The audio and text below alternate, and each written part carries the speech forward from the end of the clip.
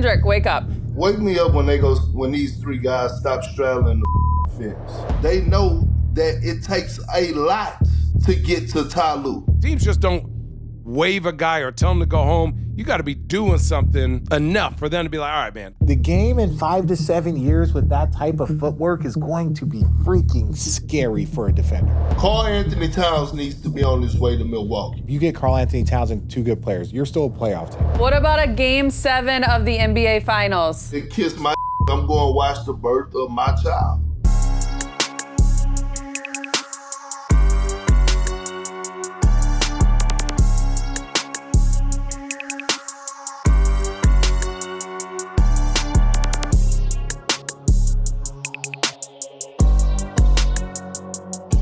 Cheers. Cheers. God.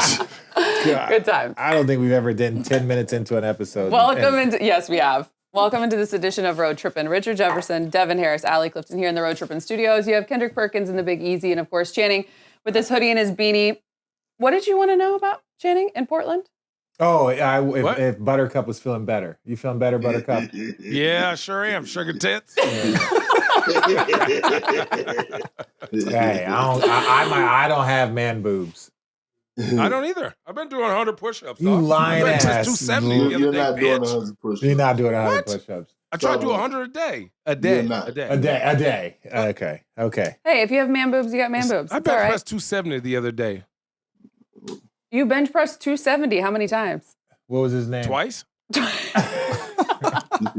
a lot, motherfucker. Hang on. Rich said what was his name. That was actually funny. Oh, God. Okay. Okay. All right, we're going to dive into our breaking news. Chris Paul has been sent home by the Clippers, in case you didn't know. ESPN's Shams Charania reporting that Paul had been vocal about holding the front office, coaches, and players accountable, with which the Clippers found to be, quote, disruptive. Shams added that Paul had not been on speaking terms with head coach T-Lue in weeks. Ex-Clipper star Lou Williams claiming that Chris Paul's exit had to do with how he treated the team and the staff. Now, Lawrence Frank, we're going to dive into all of this, said via Joey Lynn, I'd like to keep some of those things in-house. Chris has a very good leadership style. He's led a lot of teams. It's just the role. Some moves you make, you have great intentions, and some work and some don't. And I own that. And this one just didn't work out at this time. T-Lue has also been on record saying he's a friend of mine. He's been a friend of mine over the years, and you don't want to see a great go out like this. Who would like to start? I want to get reactions before we take this one step further to this news. Yesterday, I don't know about you guys, but waking up and seeing Chris Paul's Instagram story of, I've been notified that I am being sent home with a peace sign. Wow. RJ? Yeah. I'm still waiting for more information to come out. So I think as more information comes out, I think that will help landscape my opinion. I think this is a bit surprising, obviously, given all the people, but I'm just looking forward for more information. In all my years, I've only seen about 2 or 3 players ever get cut or waived or told to get sent home in the middle of a road trip. Now, 2 or 3 of those guys were on probation, for bad behavior, and one missed the bus. Another one just decided to leave, and another one, got in trouble with some other stuff. But I don't know what Chris Paul deserved to do for that, because teams just don't do that. So that's my thing. Teams just don't waive a guy or tell him to go home. You got to be doing something enough for them to be like, all right, man, we're just not, your weight and value is not worth your hassle. So that's just my understanding. That could be Chris Paul. That could be, Cliff Paul. That could be, Paul Fleming. I don't care who it is. Devin? But teams just don't do that. I agree with Channing. I thought it was just shocking, the fact that a player of his stature, what he's meant to that franchise, regardless of the ins and outs, holding accountable, getting in tiffs, the fact that you send him home in the middle of the night on a road trip, I felt like was just disrespectful. They could have handled that part better. With Rich, I don't know what transpired. I don't know, what feathers were ruffled and What feathers were ruffled. Pebbles. Feathers were ruffled, but What are Febbles? I just don't think that he's done enough turmoil to get that type of treatment in the middle of the night. Also, Kendrick, wake up. Kawhi and James Harden both saying they were shocked by this decision. So with all of these different reports out there, what really happened? Well, wake me up when these three guys stop straddling the fucking fence. You know what I'm saying? And actually say something, Allie. That's when I'll wake up. We need you to come in. Wake me up. We need you to come in. I tried to say We need you to come in and push them over the fence. That's why we can't let him go last. That's why we can't let him go last. KYP. I was waiting to see, you know what I'm saying, if somebody was going to actually say something. That's you. Speak the truth. No, because Perk. It's a bullshit, Perk. It's not just me. It's a bullshit, Perk. Guess what? Richard Jefferson won a championship with T-Lue. Shannon Fry won a championship with T-Lue. So they know T-Lue very well. They know that it takes a lot to get to T-Lue. They know what type of person T-Lue is. And so when you think about, and we hear these stories about, T-Lue wasn't speaking to him, or he wouldn't take a meeting with him, or they wasn't on speaking terms for 3 weeks, it gets you to thinking, what the hell was CP3 doing? You get sent home at 3 o'clock in the morning? What the hell were you doing in that locker room? Because it wasn't just because of that event, that situation that happened. It was stuff that kept building up throughout the course of the season. He was doing stuff behind T-Lue's back, going to players, whispering, saying things, and causing turmoil when the team is already struggling and going through a lot. The last thing you need is a guy that you brought in to be an extension of the coach, to be a positive voice in the locker room, to be a negative voice in the locker room. And that's what I'm getting from it, because it's hard as hell. And people say, oh, yeah, I sit at the bench and collect vet minimum for 3 years and be a mentor. You have to applaud people like Udonis Haslem, because that's not an easy task, right? That's not an easy task, especially when things are not going well for you. So when I think about him being sent home, and I think about me knowing T-Lue, my feelings still remain the same about Lawrence Frank. They should have been, his ass need to be gone. Okay, he needs to be gone. My feelings don't change about him. But what I will say, I've been reading, I've been listening, and it's a lot of people that have been commenting, a lot of text messages I've been receiving that's saying, hey, Perk, stop it now. CP3 ain't no saint. And these were people that actually shared a locker room with CP3. I'm going to give you an example. They're on the road. They're playing the game. They up by double digits. Okay, a team comes back. I believe it was Memphis. It might have been Dallas. Memphis or Dallas game. Coach Van Gundy calls the defensive scheme to one of the young guys and tell them, hey, we're going to do this. They break out of the timeout. Chris Paul goes to the young fella and tell him, no, you need to do this. He does what Chris Paul tells him to do, and he get his ass cooked. And those are the things that you cannot do. We all know T-Lue. We all know that it got to be a certain level for him to get to the point where he's not fucking speaking to you. Y'all probably seen T-Lue blow up one time. And that was the time where he called Braun out in the finals, and then and Braun hit another switch, and then y'all went on here to win, have history, come back down 3-1 in the NBA finals. So you're saying he was warned multiple times? He was warned multiple times? You're saying that he had been warned multiple times about that type of stuff? They have had meetings with CP3 multiple times. Multiple is twice, right? Yeah. Several times. More than, Okay, several times throughout this short season about certain things. And so, we could blame and say, he shouldn't, but just think about it. I had to think about it. Like, damn, they sent a future Hall of Fame, kicked them off the team at 3 o'clock in the morning. Like, you had to think, what the hell was he doing? In a place where his jersey was about to be retired? Yeah. That's my next. He might be the best Clipper ever. How does this affect CP3 and his legacy? It doesn't. We all can't go anywhere else. You just gotta go home. We all knew.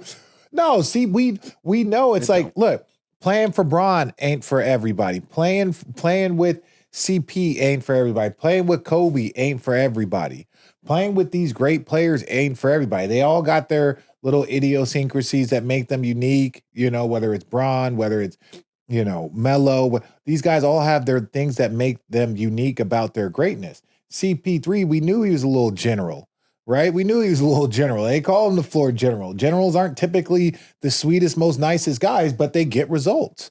So for us, we understand, we didn't know that it would go down like this and this dynamic, but Chris Paul's always been very vocal. Hence why his teams typically always got better. But you also have to understand the power of you being vocal, when to do it, who you're doing it with. Showing up to a young team that'll do everything you say in Phoenix, you're going to have tremendous results. Showing up to a veteran team, and we saw it with Rondo. That's how Rondo got sent home from the playoffs. He got sent home from the playoffs because Rick would call in one call, Rondo would be changing the call. They would be arguing about the defensive schemes because Rick had a defense, but Rondo was a part of great defenses in Boston. And he was like, this is what we did in Boston. It's like, bro, we're not in Boston. We don't have Kevin Garnett behind you. We don't have XYZ. This is where we are. This is the team. My point is that Rondo had something similar to happen to him, and that cost Rondo a ton of money. Rondo was 2 months away from probably signing a max deal, and then he gets cut and sent home. But we all knew that Rondo was a hyper intelligent person that you had to connect with, right? And they just never connect with Rick Carlisle. And so I don't think that this affects Chris Paul's legacy, because this is kind of like what we know Chris Paul to be. It's just sad that at the end of his career, he could not adjust to allow for his voice to be powerful in a different way than it had always been. If you're the 15th guy, you got to be, like Perk said, you got to be bought all in to whatever the coaches' schemes are, what they're saying, like kind of being a hoorah guy. And I just don't think Chris Paul is a hoorah guy. He's not a guy to sit and be like, Jeff Van Gundy is right or T-Lue is right. Chris Paul, from everything that I've heard from every other player who's played with him, Chris Paul needs to be the smartest guy in the room. And if he's not, he's going to argue you down. So for me, I don't know if that's necessarily the guy you would have wanted on your bench. He may have said, yeah, I'll accept that role. But obviously, as we see now, he did not accept that role. And also one thing, it's kind of crazy how many people hate Chris Paul. How many people are like, yo, I hate his guts, but he's a good player. Like so many ex-players who have played against him are like, man, fuck that dude, but he's a good player, but he shouldn't have been treated like that. But it's just like, that's what things it tickles me. It's funny. Are you expected to be a hoorah guy when you're losing the way that you're losing, right? And that's what we paid you to do. Yeah, bro. that's what we. But to this point, the 15th guy is an extension of the coaching staff. True. The 13th, like there's the young guys, the 12, the 15th guy, right, is an extension of the coaching staff. Udonis Haslem's an extension of the coaching staff.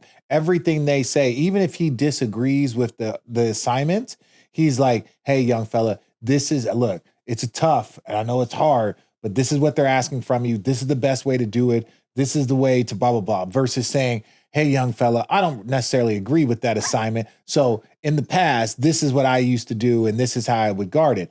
That means that you're conflicting with it. The 15th man is an extension of the coaching staff. And if you're not being an extension of the coaching staff and conversely trying to input or disagree with players or coaching staff, you are now you're actually far more detrimental, right? And I'm not saying that that's the case with him, but it's far more problematic. I'd rather have my 8th man bitching and complaining about rotations and stuff than my 15th man. Devin, that's just true. 15th man is the culture guy. His job, whether they win or lose, he's a culture guy. He's there. Hey, young fella, we need to play 3-on-3. Who needs to get in shape? Hey, I'll run with you. Who needs to get more shots up? Like, this is how we're supposed to do things to get to winning. The 15th player don't give a fuck if they're winning or losing. Their job is to do things consistently to help push the culture of the team. And if you're not doing that, we got to get somebody else. And average 1,500 claps. And the thing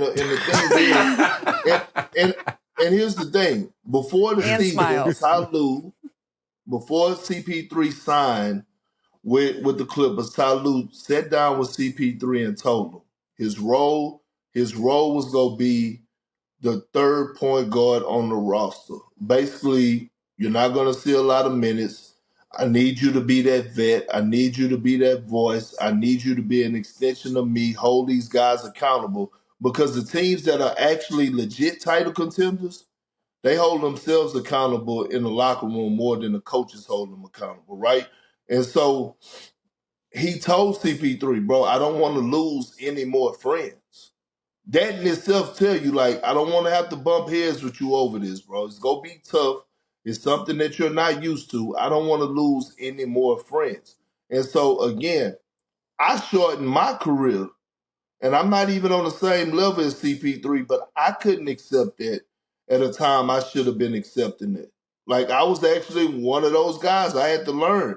And then I found myself out of the league for a year, and then I had to, realize, like, hey, nah, Perk. Getting minutes is past you. Get your ass on the bench and be a good team guy. Show up, work hard, a practice guy. You know what I'm saying? If you got to be a certain player at practice, you be that. You know what I'm saying? You be an extension of the coach. If coach needs you to get on somebody's ass, damn it, you do it. But I actually had to go through a year of finding out the hard way with my ass back at the crib, depressed, because I didn't want to accept that role, because I was playing behind Amir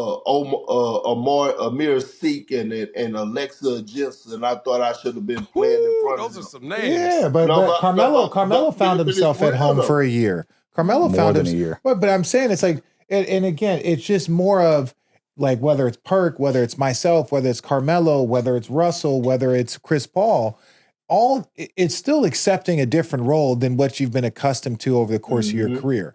Is it harder for people of Hall of Fame greatness?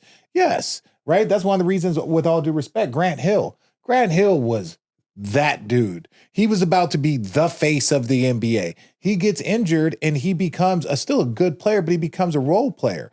But his energy, it was always positive. He accepted a lesser role. Best. That's what I'm saying. He accepted a lesser role. Derrick Rose, part of the reason why Derrick Rose's career lasted as long as it did is like, yeah, he wasn't the MVP anymore, but he accepted as a backup or a third PG and just being a good dude in the locker room.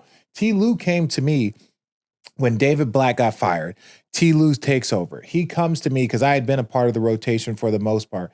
He comes to me and says, hey, Rich, I'm going to play the young fellas. Right? I'm going to play the young fellas because Shump had just got healthy. Kyrie had just got healthy. Like, hey, I'm going to give these guys some extended minutes. Not Kyrie, but more Shump in that bench role. So it's like, hey, we're going to go this way, but stay ready.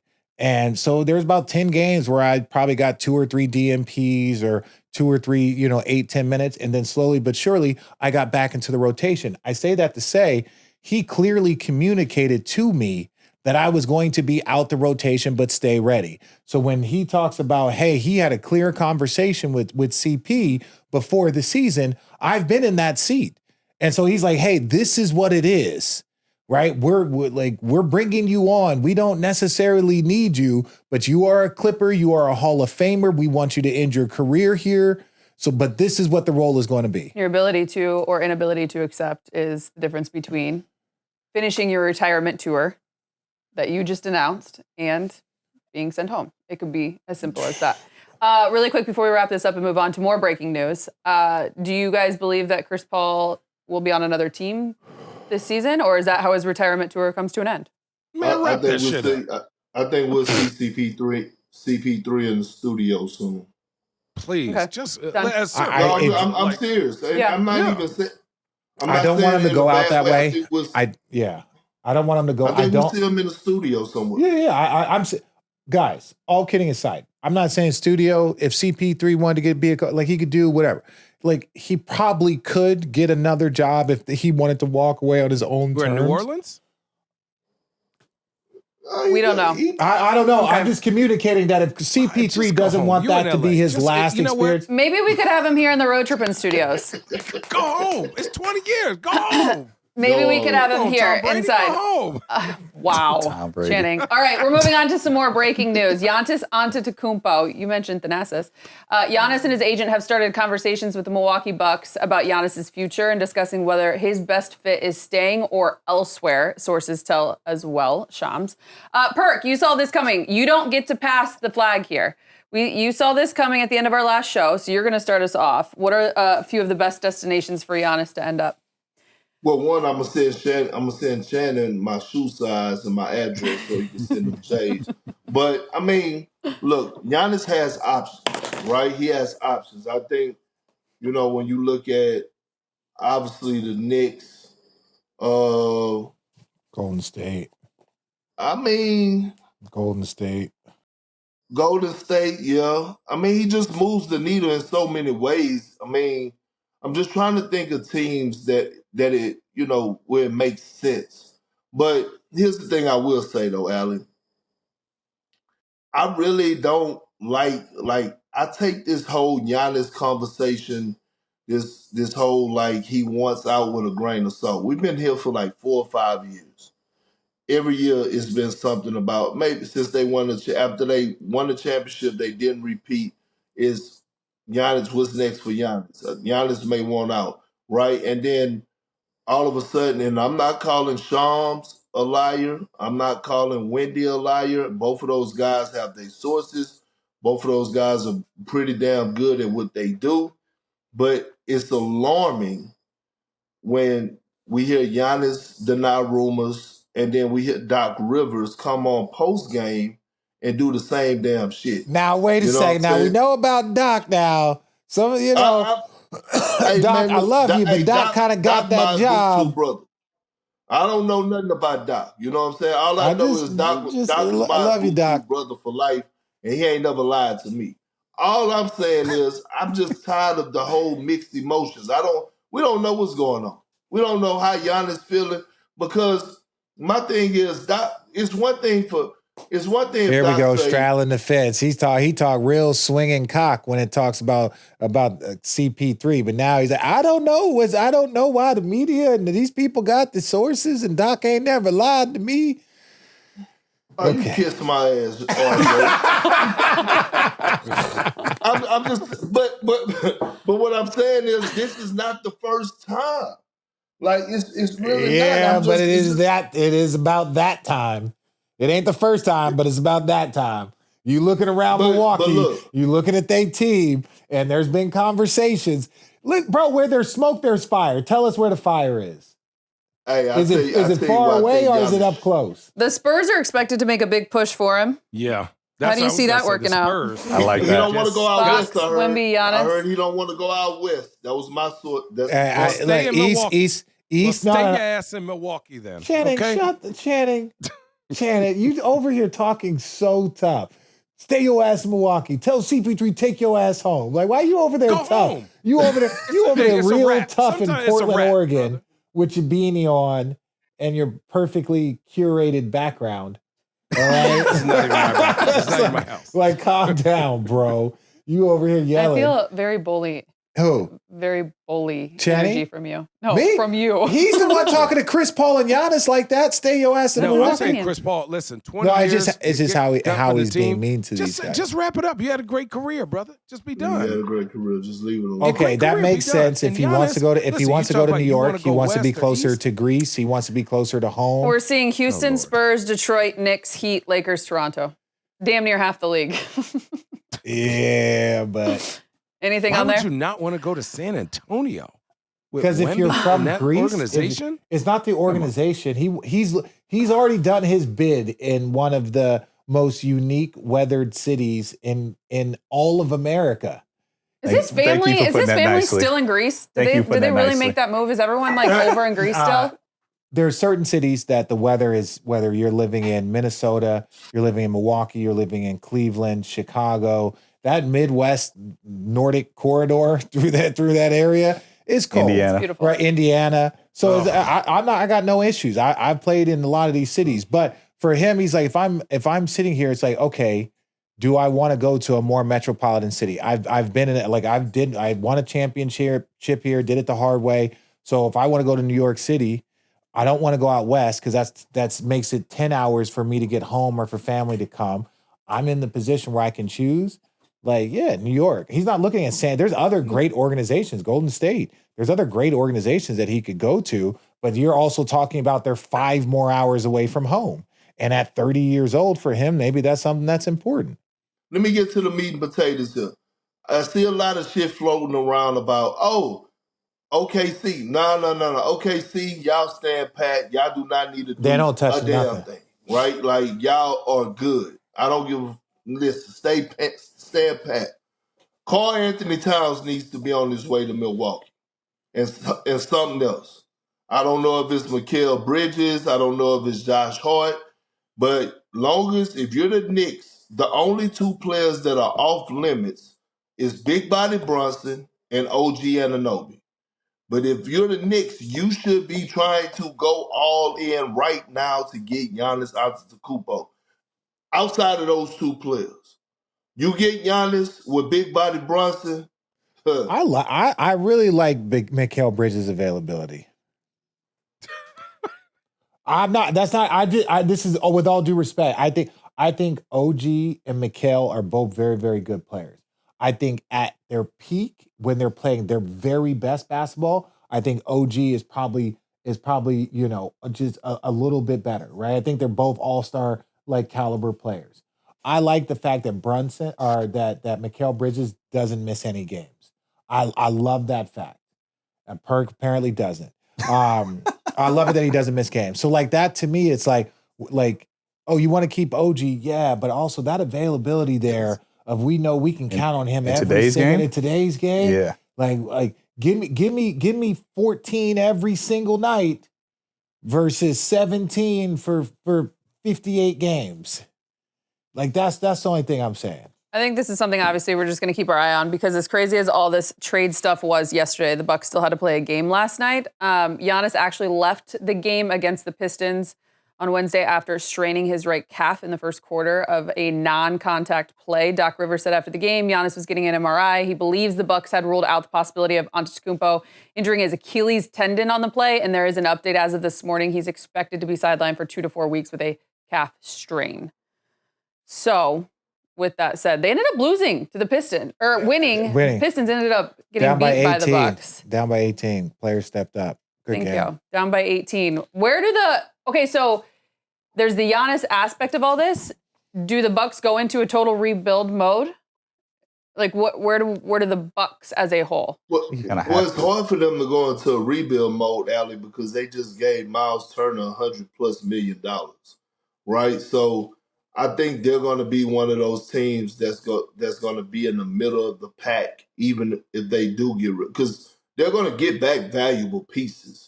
Are they going to be contenders? No, but are they going to get back pieces? Are they contenders now? Where they can possibly be a top 6 seed in the Eastern Conference? I believe so. Imagine what the hell they go get back for Giannis Antetokounmpo. You can do a 2-tier breakdown.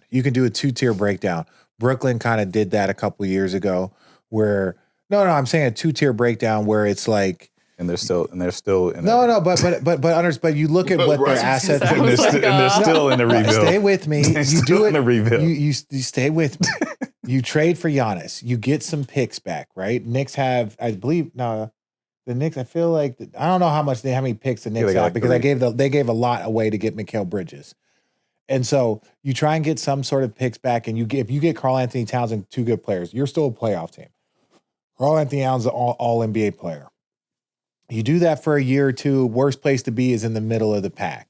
Then you sell off one more time, right? You sell Karl Anthony Towns in 2 years, you sell other players, and then that's when it's like we got some young players, we've rebuilt our assets, and now we're going to go in let's get a top 5, top 10 pick, top 3 pick. That's how you do the double tier. That's the formula that the NBA has shown for the last 25 years. Brooklyn did that. They got rid of James Harden. They got picks. They got rid of Kevin Durant. They got picks. They moved on from Kyrie. They got picks. And then after that, they got Mikal Bridges. They got Cam Johnson. Then they shipped them off for more picks.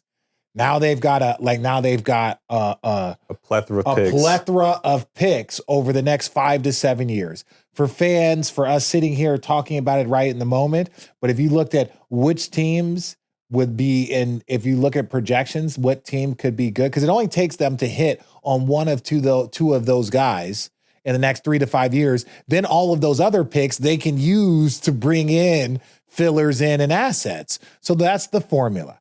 It's a 5 to 7 year stretch. Good luck. Good luck. That's the formula. Richard's here to save the day. We're going to dive into our road rule segment, but Channing, get your mind right, because we are going to come back to you on your thoughts about the Cleveland Cavaliers. And so for our audience, if you want to know Channing's take, which seems to be very much black and white today, you'll want to hear what he has to say. But our road rules segment first. Richard, there seems to be some debate online, so we're hoping you can provide a little clarity as our referee, our resident referee, on this move by Ace Bailey. Is it legal? 100%. 100% is legal. 100% is legal. Now, stay with me. You're allowed. Now, if he would have kept going, it's one. That's all. Like, that's 100%. That's legal. Take your time, Devin. No, it is. Go slow. Stop it right here. So it's legal as long as that other foot doesn't come down. As long as that left foot doesn't come down. As long as that doesn't come down again. Yes. The shot is legal. But this is what I want to tell people, and this is why I think that this play is so crazy. We've seen LaMelo with the one-legged threes. Yes. We've seen the decel step. We'll throw the Giannis out. But I'm saying, we throwing the Giannis out. We are not throwing the Giannis out. I'm saying because his size makes what that looks like so much more chaotic. I'm saying is that you're going to see the next generation of players be able to use these type of moves. You're allowed to do that. Now it looks funky because the Euro step looked like a travel. Remember where you used to do the hop? You used to be able to do the hop, but the stagger, but you were jumping on one leg and coming down on that same leg, and that's not allowed. Right. So that's when the Euro really took over. The Euro was revolutionary in 2007. This is the next iteration of NBA. What? 2005. I mean, Manu came in, 2003, but he wasn't Manu for like 2-3 years. Okay. So I only say that to say is you're going to see more of this footwork. The decel step, guys stopping, letting guys fly by and going, slowing down, body control. But this move right here, you're going to see more and more kids be able to shoot these types of shots. Real talk, they call them travel in college. This ain't college, bro. This ain't the little leagues. Like I ain't here. Channing, do you guys agree? I agree. That's a hell of a move. I just think, dude, congrats for his imagination. But once you see the imagination, everyone copies it. Mm-hmm. Like, I would have never even thought to do anything like that. I was just more impressed that he had the wherewithal to be like, yep, I'm going to hit you with this 1-2 step. Get him, Allie. Go ahead, Allie. It's okay. What? Go where you go. The fact that you just said I would have never thought to do that. No shit, you would have never thought to ever do that. That was not in your skill set, bro.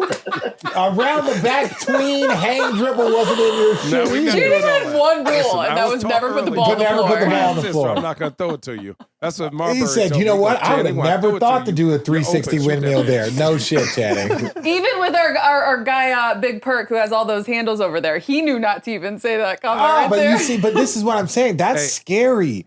When guys are learning the footwork, and that young man is 19 years old, and he's had this package in this game. When that starts to expand, it goes back to the LaMelo one-legged threes. The Steph doing all of this stuff. The game in 5 to 7 years with that type of footwork is going to be freaking scary for a defender. We're going to go into a fun topic here that I think that you guys are going to have great opinions. We've talked about it throughout the course of Road Trippin's existence. So let's hit it again. It's baby season. Draymond Green, Luka Doncic are both welcoming new babies into the world. Luka flew home to Slovenia, will miss 2 Laker games, Toronto and Boston this week, while Draymond is staying in the trenches with his squad on the Warriors road trip, stating, "It sucks, pretty shitty, but this is my job. I love to do my job, but it's terrible." adding that it's not the first time he has been in this position and shouting out his wife for doing a great job. What is your guys' take on Luka will be expecting his second, Draymond will be expecting his fourth. What is your guys' take on missing games, not missing games, the decision that goes in? My take is I don't give a fuck what you got going on. You should never, ever, ever, ever miss the birth of your child. I don't give a damn. You can love the game, you can love whatever. That's my personal. I got 4 kids. I watched all of them. And I watched all of them. Every single one of them. I passed out in the first one. What about a game 7 of the NBA Finals? I mad shit and kiss my ass. I'm going to watch the birth of my child. It is what it is. It is. It's nothing. Look, I'm telling you, it's nothing comes before that. Now, every household is different. You know what I mean? But, you know, Lucas said, man, I'm going back. I gotta go. You know, I gotta be there. That is a precious, sacred, beautiful moment. Like that. So, like, when you tell your kids, like, hey, man, shit, man, I've been with him since your ass came into this world. That's a real story. I was right there. You know what I'm saying? I witnessed everything. And it's more so, especially if it's just not a typical, like, baby mama. Like, in this situation, this is their wives, right? Like, people don't understand. They have this old saying, like, you have one foot in the grave when you're pregnant as a woman. Because, you know, sometimes women don't always make it out of there giving birth. You know what I'm saying? I almost lost my wife when she gave birth to our twins, like, real talk. So, again, I'm not missing that shit. I'm going to be on her side. I'm going to be there to see the birth of my kids. I don't give a damn what's going on. I respect what you got to do. If it's game 7, I would not be there. And I would tell my children that if it was game 7. But I also, same way, I don't leave things to the referee's chances. I don't leave things in the referee's hands. My 2 boys are born on January 24th and January 25th because we induced labor on both of those times. I said, hey, there's a road trip coming up. It looks like I'm going to be gone for about 5-6 days. If I'm there and you go into labor, I can get on the next flight to Cleveland. We know how hard that'll be. And if I make it, I make it. Or we can induce labor during this 3-day window while we are home. And that's what we did. But you missed a game. I missed a game because the induced labor took a little too long. Hey, you know that. Yeah. Because I was covering the team that he missed, and I had to announce that Richard Jefferson would not be available because he is at the birth of his child. Because we induced labor. 10 years ago. No, but we induced labor. Just like how I host a show. We induced labor, but the Phoenix hadn't come. Phoenix hadn't come yet. So it's not like oh, look, if he's not here by 4:00, I wasn't going to leave for 3 hours and come back for the game. So it's like we had started, I think, the night before, hoping that it would work, but it didn't work in time. Because God says, motherfucker, I don't care about your basketball story. I agree, but this is what I'm saying. Had that been game 7, I would have said, babe, I love you. I have to go. I'll come right back. I won't even celebrate. I'll come back with goggles, sprayed in champagne, come up with a little baby champagne. Like, we're going to be locked in. But I respect anyone's decision, right? Everyone's personal decision, what you choose to do. Like, we've missed birthdays, we've missed holidays. With like, the one thing that we can put our foot down is saying, like, hey, I'm not going to miss the birth of my child. But it's all, you know. It's to each his own. Channing, you have 4 babies. Yeah, I didn't miss none of them. I'll tell you this. Game 7, that's an awesome story. Dad, were you there when I was born? No, son, I was there. Right? But, hey, Dad, were you there? No, I missed you because we played New Orleans on a fucking Tuesday in January. That's a little different. So, like, regular season, man, fuck that. I'm with my family and babies. Finals? Now, listen, look. We go, how, you close? Don't worry about it. Don't even. We have 3-0 in the finals. I'm gonna go be with the birth of my child. Y'all got this. I'll see you. I got 18 years for you to be in my house. We good. But like regular season, I'll skip that. I'm gonna miss games anyways. So fuck it. 7. Deandra, I was president for all three of my kids. I did make the mistake. What about the other ones? Oh God. I got 8 that I don't know about, but I didn't have the wherewithal to. We had a road trip. I ended up leaving out west, go to San Francisco. Wasn't healthy to induce labor, so we had to kind of let it come natural. Yeah. I literally flew to San Francisco with the team, spent the night, and then that morning she went into labor. I had to fly all the way back. Now, that wasn't the greatest thing. They held the labor. As they should. Wait for you to get there. But then she had a broken clavicle because she sat into the womb too long. I don't know. Is it a clavicle? Because I feel like it was something. Yeah, it was the shoulder was broken when she came out because she stayed in there too long and it started to contract. So it's like one of those situations. But you were the most important person. Make sure for you to get there, whatever she had to go through, I think it's valid. What? That's some bullshit. That's some straight up bullshit. What? No. But it worked for you. It did work for me. It ended up working out fine. But she came out with broken shoulder. How was that? But that was probably the least of the issues. If you could actually see Richard's face, though, we're not editing this because he's doing this all intentionally. Yes, he is. What am I? Yeah. And we probably thought the fact that you had a girl too. Yes, I have 3 girls, Richard. Yes, I'm proud of you. Yes. You're a girl dad. Yes, I am. Proudly. I wish I had a girl. I just have 2 awesome boys. It's like, what do I do? Dick. Just dick. What? Anyway, so your thoughts on this?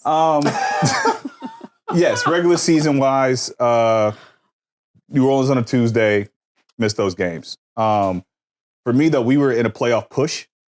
I missed a game, but then that was it. We're back on it because we didn't have that much margin for error. So I made it for the berth, stayed there for like 12 hours. Okay, everybody's good. Back out west, back on the road. We trying to. And people don't understand this. And the other dads. So like, hear me out. The other dads. Wait, hear me out. Playoffs, like kids, baby, you gotta go other room. Like regular season, I'll do some sleep deprivation with you. Not night before game. Night before game, I need my rest. But like every other night, like we can go sleep deprivation. We can alternate the kids. At the end of the day, our entire lifestyle is based off of my performance, my ability to lock in. If I all of a sudden average 10 points a game versus 20, we're getting paid different. Our ability to take care of the children. So my job is mom, nanny, whoever it is, night before game, I need my rest because my job is based off of performance. Football players, they go to hotels, even if they're at home the night before games, right? That's part of they sequester themselves so they can lock in on that one time. So if you got a new baby in the house and you're like, hey, this one night, I'm going to do that. So Byron Scott, before our first finals run with the Nets, we do a big family dinner. He gives a gift out to all the wives. He's like, hey, during this playoff push, this is the gift. When you got to go pick up the kids or when you got to get up twice to put the baby down and you got to let him sleep, this is our thank you for that. If there's an argument, if you grumpy about something, this is our gift. Leave that all alone until this run is over. There is a commitment from the other side. So for her to break her clavicle, I respect the commitment, right? To help you do what you needed to do. Yeah, thanks, Meg. Thanks, Meg. Meg, you don't have to listen to it. I know everyone's shaking their head. All the moms out there, shout out. You really are the real MVP. You're the MVPs. You're the MVPs. You need to stop talking. We are moving on. We're going to take a quick detour. We're still coming back to you, Channing, on Cavs. But there may be an open spot. I don't know if you guys know this, on the All-NBA team this season due to an NBA rule change implementing a 65-game requirement to be eligible. It looks like LeBron may not be eligible. Look, he's proven us all wrong before. After receiving all NBA honors in 21 straight seasons, that's every year of his career besides his first season when he was named Rookie of the Year. He can only miss, they're at 21 games played on the season, 2021. He can only miss 2 more contests over the rest of the year to maintain eligibility for NBA postseason awards with the 65-game threshold. I've actually had a conversation with you about this. Do you guys believe that this rule change in general was good for the NBA and the idea of it applying to someone like LeBron? It could be someone else, but in the same situation. If you're talking about, I would say if you're after year 15, right? There's a tier. So it's like after year 15, it's like there's like a dedicated service to this league. It's like if you're after year 15, or they have contract situations for players after certain years. So there are different restrictions. Can you sign? I know that was one of the things that Chris Paul and those guys got out. Like after the age of 35, you can't sign a max deal. So they have Or 5 age, year, 2 year 5 deal. year or Yeah. something. So they have age restrictions for other things. I think for a guy like Tim Duncan, not just LeBron, other players like Kevin Durant, Steph Curry, guys that are a little bit older in their career, to say if they play 63 games, which is still, you're missing a fourth of the season. That's what they're saying. If you miss more than a fourth of the season, then you're not eligible for postseason awards. What about when you're in an unprecedented, this situation, speaking for LeBron, unprecedented situation, no one has ever played this long? You've got the miles that he has on his body. I'm just asking if I agree. Yeah. I think after like a certain, like it should be players under 15 years, 65. Players over 15 years, maybe it's 62. Right? I understand the core of the season. And that's not just for LeBron. There are players that are older in age that might need to be more cautious, but their impact on the game is so vast that you have to regulate them over the course of the season. So we're going to say he's not one of the best 15 players in the world because he plays 62 games in year 23, or J-Dub shows We're going up. to go there next. Yep. J-Dub plays 62 games. Now, mind you, their team is 20-1 without him. Or did they lose? They're 21 and 1 without him. So it's like, yeah, so that's what I'm saying. So he joins in, and if he puts up all NBA numbers and you're like, hey, you can't get the award. But I think the premise behind it is still the right one. Let's go to this point. Perk, I'm coming to you on this. Shifting gears just a little bit on the same topic. Another person being affected by the rule change is Jalen Williams, whose long absence has turned into an incredible financial advantage for the future of the Thunder. He's missed 19 games, violating the NBA's rule requiring players to appear in at least 65 games to be eligible for all NBA honors. And as a result, he unfortunately lost his chance to make an all-NBA team, as well as missed out on $48 million in contract bonuses. The $48 million saved from J-Dub's contract gives, of course, GM Sam Presti a major opportunity to stay below the second apron threshold. What is kind of your take on this? I mean, you always want players to get max dollars, but again, we got to ask ourselves, why were these rules put in place? Why were these rules put in place? Because guys decided to sit out. This is not J-Dub's fault, but again, and then now it's affecting guys like J-Dub, who's going to miss out on damn near $50 million because this rule got in place. That's assuming that he showed back up, played at an all-NBA level, and added to a team. That's assuming, which I believe he will. But I'm saying they're 20-1, and he's going to show up and average 20. Like, we can't just, J-Dub was a first-time all-NBA guy. We can't assume that he is a perennial all-NBA guy yet. You have to prove that you are that guy. Yeah, no, I agree. He misses out on the opportunity to get this versus saying that this was going to be an automatic. Yeah, I agree. I'm mistaken. I'm going to play devil's advocate, though. Going into, obviously, they win a championship. They do the contract negotiation in the summer. I'm pretty sure Sam Presti knew he needed surgery going into the season. So even when they gave him the money, they pretty much knew they was going to get that back. But it puts them in a great position to be able to sign that player for a little bit less and then keep more of those guys together. But we knew his wrist was messed up in the playoffs. He got the max. Yeah, he got the max. He got the max that he could get. We're saying because he missed these portions, he's not able. Is there another opportunity for him to, what is the rule? Can he go All-NBA next year and still get it? Do you have to go All-NBA twice in your rookie contract, or like is it multiple All-Stars if you win an award? That's what triggers that second tier of Supermax. Like, I don't know what it is. We got to get clarification on that. Because why is it that he missed out? It's not the games. If he got All-NBA, that triggers what? Because he's already been All-NBA one time.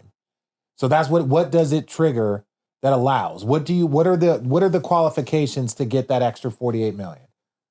Channing? I don't know. Any of your thoughts? I'm just listening. This is not really my jam. I don't think it's that. I thought it wasn't that. Supermax, rookie Supermax. No, I didn't think like that number 65 was as like dead stop is what we're making it. I thought it was like there are incremental, like if Braun plays 63 games or 60, they could say, hey, he No, played they can't as say many that. as he can. He could still get in here. I thought No. that's what the rule was. Because once you certain miss things that Ross 65. earning just- two All NBA Huh? sections is designated rookie extension. This is called the Derrick Rose rule.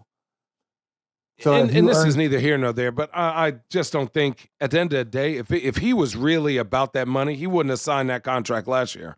No, I think he he would have loves signed it. being in OKC. He would have waited till this year to sign He it signed if it this he summer. wanted more money. He signed I it think He signed it this summer. The only way he could right, have that's gotten what I'm saying. He the would have only waited way he could have this gotten next more summer. money. He could have got more money. I don't think All three of them did not have to sign. I thought that True. was the big thing, and they saved like All $300 three million of something dollars because all three of SGA them set the signed. bar. But SGA took a pay cut Yeah. from the jump. So they knew what was up. So it's not like they're like, oh, I'm trying to get it. Obviously, they want more money. But if money was their deciding factor, he knew he needed They want to win, wrist man. surgery. So he didn't need to sign that. They He didn't want need to to put win. those things in there. So like, huh? They cool. Yeah, they want to win. Yeah. These motherfuckers ain't care. They're fine. I think any other team, I'd be a little more worried. But these guys are not. After being there during the finals and watching them celebrate, I'm like, they a different breed of human. They're like, hey, we won. Good job. We'll be back in the gym tomorrow. Yep. Like it wasn't shit. They weren't even excited. I said, AC, Alex Caruso. I was like, dog. He goes, I was like, damn, how many beers you had, man? Congrats. He was like, 2? I said, 2 what? You got 2 on you? They said, no, I just had 2. I'm tired. I was like, damn, you ain't gonna celebrate? Nah, probably tomorrow. I was like, what the fuck? So they a different breed of dudes, man. It's scary for the league that they have that attitude of like, yeah, we did what we were supposed to do. Rage. We'll do it again next Sounds year. boring. They about their business. Yeah. They about their business. I wish I was Kidding. about my business At that more. age? What? I'm like, where are we going? What we doing? And I No, you respect don't. them. You do not wish that you were more about your business. That is a lie. All right, we're going to wrap up this detour segment. I hope you all are ready. Channing, what is on right, your heart Cleveland and your Cavaliers. chest about the Cavs? Man, I watched a lot of that game last night. I don't, and obviously they have injuries, and every team has injuries. But the identity of the Cleveland Cavaliers is gone. Yes, Perk. They're defensively doo-doo. They got no joy. They got no fire. They are missing something. And I, as a Cleveland fan, as a Cleveland guy, As someone who chose to just think retire something in needs Cleveland. to change. Huh? I did retire in Cleveland. Something has to change. Why? When your best player and your coach are like, I don't know, we need to do this, or I don't know why we're doing this. If you don't have answers of why you're losing, that means it's something above your pay grade, right? This is a Colby, this is whoever else needs to make an adjustment with what's going on and bring some fire in that locker room. This, for a team that had more expectations, and I know Perk They is didn't like, want that, I didn't Shannon. believe in him anyways. Shannon, I they don't mind didn't the want the roster. guy. But man, it's just when you watch them, it's like they get down. Mobley will have a good game, sort of. Now online, they're calling them 18-8. They said no matter what, he gonna have 18-8, but it ain't gonna affect winning, which is bad. And then they just look to Donovan to save them. And I thought that was the problem before with JB, was that they look to Donovan to save them whenever they get down or whenever something doesn't go right. And so to me, I'm just like, they plateaued, and that's the worst spot to be in the NBA, is a plateaued team of people who just don't, who are talented, who have expectations, who just aren't getting it. And maybe it's not their fault. Maybe you need to change something up. So it's just frustrating because I want them to be good. I want to talk shit to Perk and everybody else, but I can't. Because, hey, the Blazers, the other team I love, went in there, and Denny Avdia, the most improved player in the league, went in there and got that dub. Thoughts? Are they on the test? Heck, 100% Cleveland's on the test. I look at, they have room for growth. They do. Like, I don't know other way to say it. Can I give my What does that opinion, mean? ho? What does that mean? That's what I was about to explain. Room for growth, bitch. They're a championship contender, supposedly. So they got room for growth. You're supposed to be activated. That tree's supposed to be planted. Activated. Growth? Activate. Man, take that shit out the pot and put it outside. Man, what are we doing? Okay, go ahead. I still believe in the Cavs. I do. I still believe in the Cavs. I think they are going to be, the judge of them will be after the 82. Now, are they preparing themselves for the 82? Are they putting themselves in a good position to have the routes? Do they look like they are a dominant team headed for a championship? No, right now. But we know that the clock really starts after the first of the year. First 20 games, or figure out your team, figure out your rotation, get healthy. When that first of the year starts, we've historically seen the top 2 or 3 teams after January 1 are the teams that make the best and longest run. Time to shake something up. It's not the coach. It's not the coach, because they had the coach that was going to hold him accountable and bring that fire. They didn't want JB, so he took his talents to Detroit. We see what they're doing. But it's time for them to pick a side, right? Either it's going to be Donovan Mitchell and Mobley, or it's going to be Darius Garland and Mobley. I don't think those 3 guys can coexist. Not at this juncture. I just don't think it's that time. So I just feel like they're going to have to pick a side of who are they 2 franchise guys that they're going to rock with that's going to lead them. Because what end up happening is we watch so many times when you watch a Cavs game that you may see 4 out of the 5 possessions is straight Evan Mobley getting into his bag. Then the next 3 out of the next 6 out of 7 possessions is Donovan Mitchell trying to take over. And then Darius Garland somewhat like trying to find his spots. And it just don't look right. It just don't look right. So again, I think the game has went away from big threes.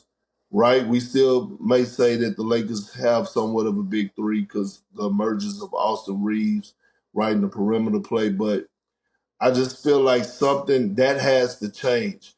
And when you see the selfish play at times, like and this is not calling out Evan Mobley, trainer, but I mean, he said it, great guy. But he was saying like, hey, basically the ball should have went more through Evan Mobley at certain periods of time, right? He said that at the start of the season. And so when you hear those type of things, that ain't just coming out of his ass, right? He ain't just getting that out of his ass and coming up with that. That's coming from somewhere, right? Evan Mobley feel like he want to be that guy, right? And rightfully so. Darius Garland, they drafted him with a lottery pick. He feel like he should be the head of the snake. Like, so again, I never trusted a Donovan Mitchell-led team. He hasn't given me a reason to, because a Donovan Mitchell-led team has never made it to a conference finals. So, I mean, that's my take. My thing is this. The organization, the Cavs, have done a great job of getting talent.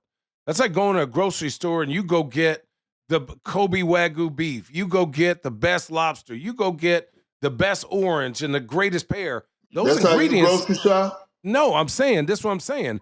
Just because you got the best ingredients don't make the best meal. They need to figure out what they're eating. Third time they don't know. You got everything on a plate. Talking about here you go. That. Right? And this is what I'm saying. Go ahead. By the way, the last thing, I think I said this before on here, but they're the only team in the NBA that's in the second apron. And they're 13-10. All right, we're going to hit the exit ramp unless you have something on the Cavs. We're going to hit the exit ramp, end the show with some predictions on these Friday night games. What did you say? I said Dev ain't got shit. Lakers at Celtics tomorrow night. Who you got? Obviously, no Luka. He's welcoming the second child. Okay, so you got Celtics. Channing? Celtics. God. Jesus. Devin? Lakers. Thank you. Lakers. Got it. Heat at Magic. Oh, Perk. Is Paolo first game back? That's always a brawl for it all. I'm going with Orlando. I'm going with the Heat. I'm with Orlando. Orlando Heat. Tough loss. I'm going with the Heat. Orlando.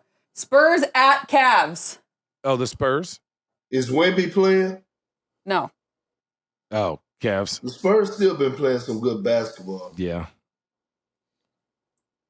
I'm gonna say the Spurs just because they got an identity, and I love the. Obviously, I don't want to say I keep loving the Cavs, but they just you guys show me you can win some games now.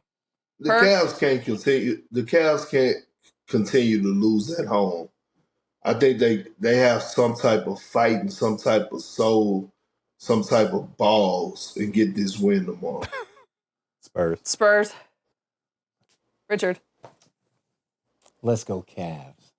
Wow. Suns at Rockets. Devin Booker, I believe, is going to be out Rockets. for at least a week. Rockets. Hey, Rockets. shout out the Suns. Holy shit. Don't just say that shit so, you know what I'm saying? No, I'm just saying, I'm picking, look, Suns are a very good team. I think the Rockets are an elite team. Like, there's nothing wrong with it. So, Rockets. To the first game Who do you got, Perk? Phoenix, yeah. I got the Rockets, but shout out to that damn Dylan Brooks, man. Holy shit. Devin? Rockets. All I'm saying is I've been on that Dylan Brooks bandwagon for a while. Did y'all see his outfit the other day? Not scoring. Oh, the Teague time? Yeah. Are you not familiar with Teague time? I'm familiar. I'm not familiar. Yeah. He pulled a Teague time jersey out, the JJ Barrera Teague time jersey. Google it. With that said, remember, to all of you, it's the holiday season. So if you want to give a bottle of Chosen Family Wines, use code ROADTRIPPIN10 to get 10% off whenever you buy Chosen. Like that, Many people have asked me how good Chosen Family Wines is, and it is phenomenal. 10 out of 10. I give it 5 stars. Fucking delicious. Fucking delicious. Did you get the Richard Show completed? No. Not yet. Okay. Don't forget to go check out the Richard Show, as you know. We'll make an announcement. By the time they see this today, Yeah, we can't make the announcement yet. We got an announcement. We got an announcement With that coming. said, we do have an announcement. We do not. Rich has an. Can we say that? Okay, Road Trippin has an announcement coming for the Richard Show. So stay tuned to that. Perk, you go enjoy whatever you need to in the Big Easy. I feel like Go get some gumbo. Yeah, just don't The stay one too thing big I am and going to easy. enjoy is some food. You know that. I love you all. That's another edition of Road Trippin.